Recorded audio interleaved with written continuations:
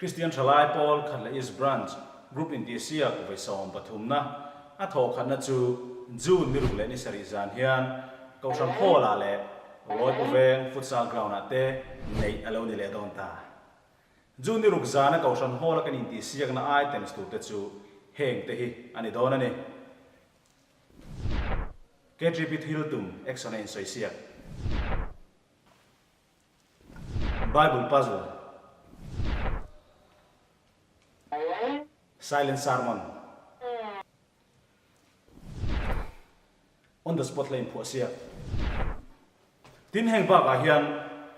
he group Intihsiak kan Intihsiak na item pakhat mobile phone manga film in sim siak chu hemizan hian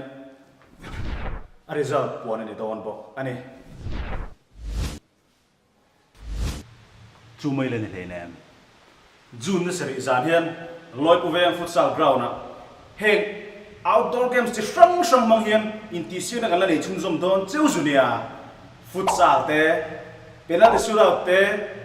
Formula 1 baka slow motion race mountain Intihsiak na kan nei dona tin chu mai le lo so tol choi te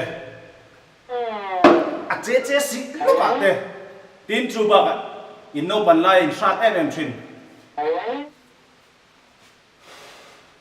thoder tho mountain Intihsiak na kan la nei chun zom don lo tel ve ngai don ne kan chin che ni o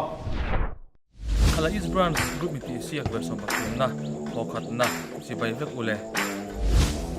ni ruk le ni sari zana lo tel nge yang se